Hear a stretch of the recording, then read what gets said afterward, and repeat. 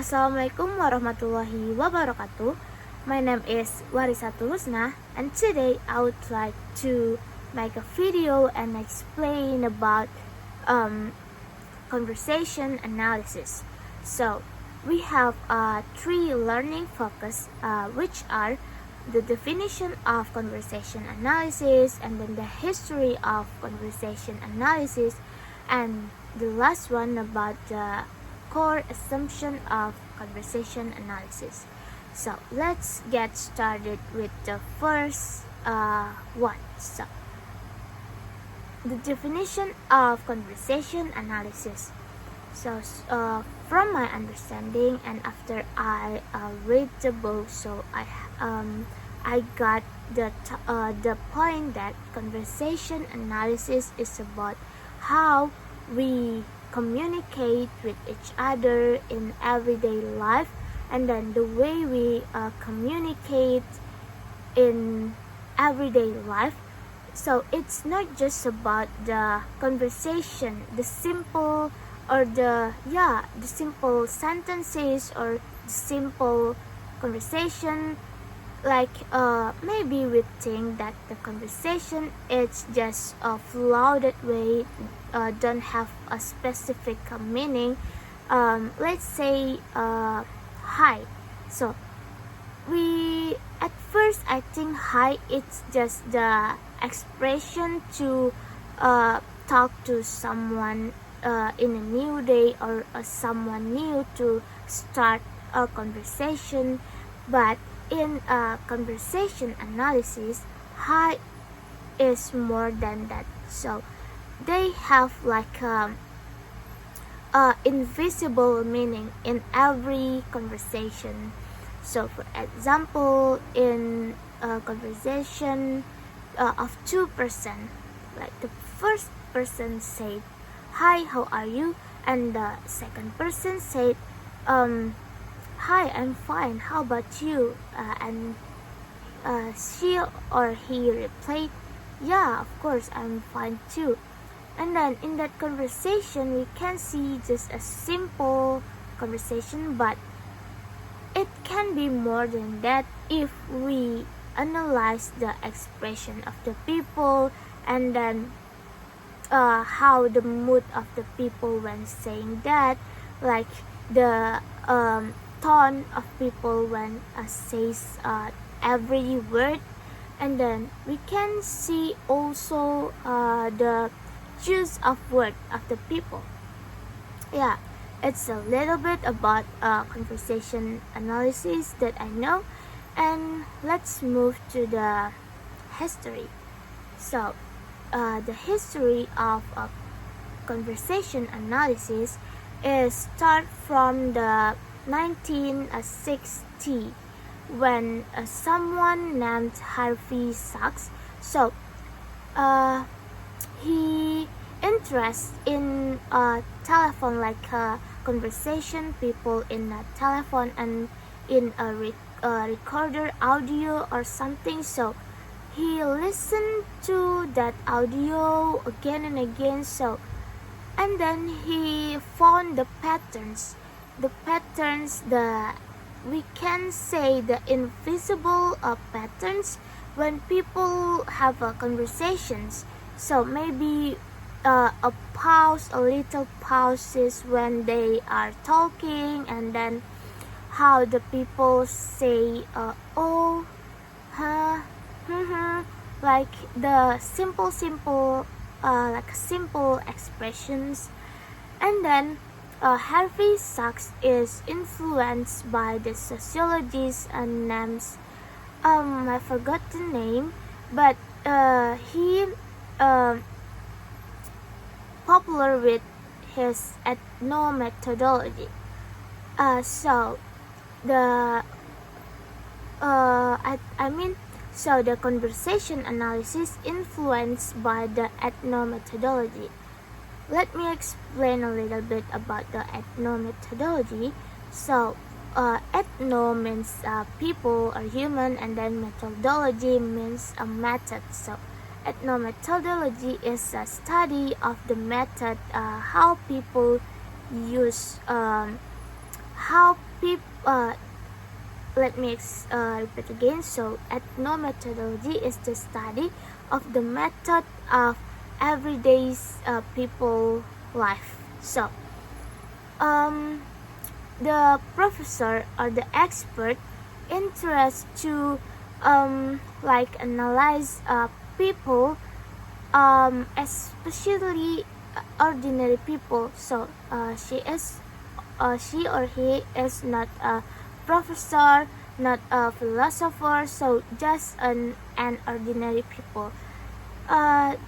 He believes that people have their own way to maintain their relationship with each other.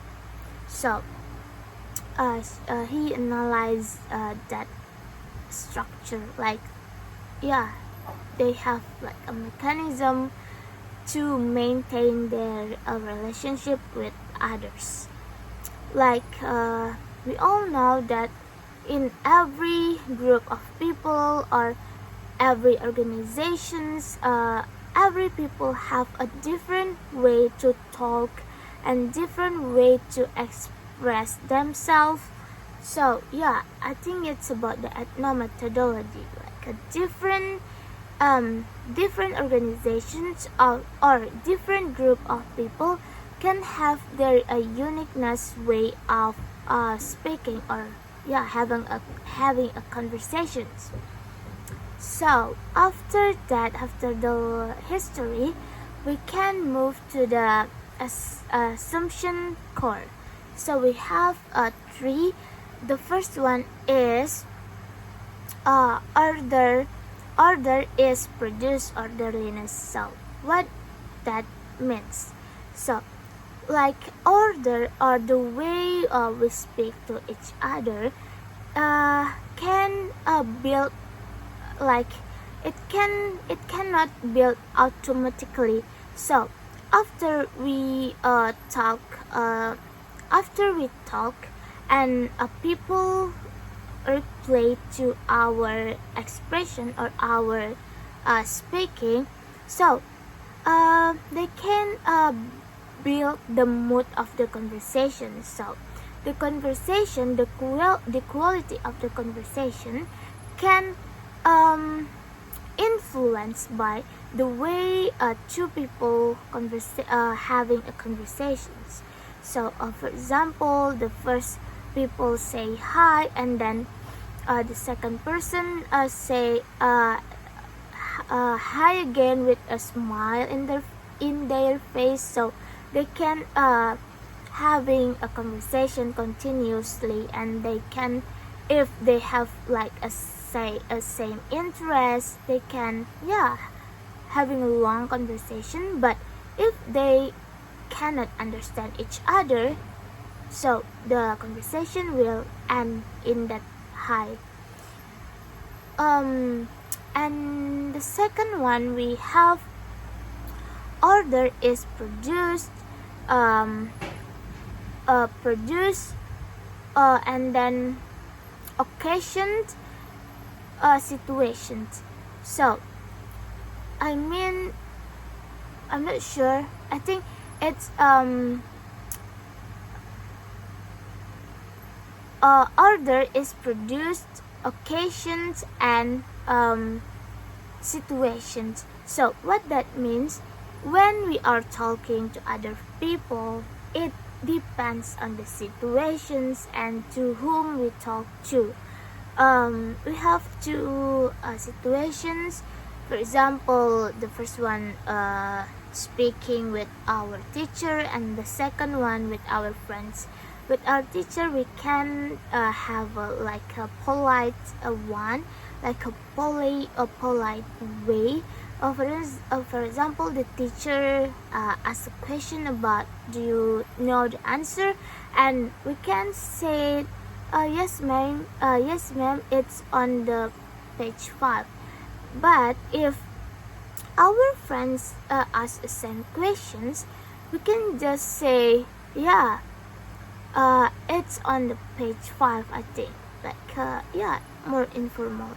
And after that, we have order is repeatable. So after we have a conversation, so the structure it can be same.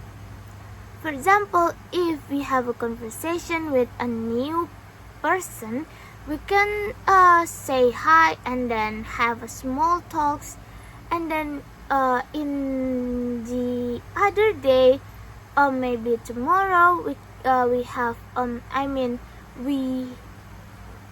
we meet with a new person again, and the structure will be the same, like hi and the small talks. And if the topics is good and you are have the same interest, you can just talk with a flow, and then have a nice conversation. And then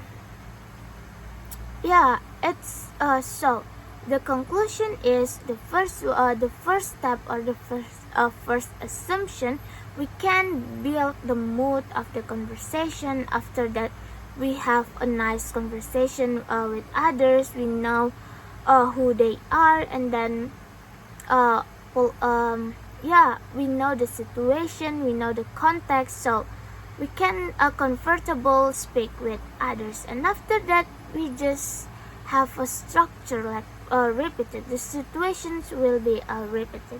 So I think that's all for me about the conversation analysis. So basically, conversation analysis is about how we can analyze the people talking with each other, or a talk of people, just not simply about the linguistic style or a grammar style, but also the invisible meaning from the conversation. So that's all for me. Assalamualaikum warahmatullahi wabarakatuh.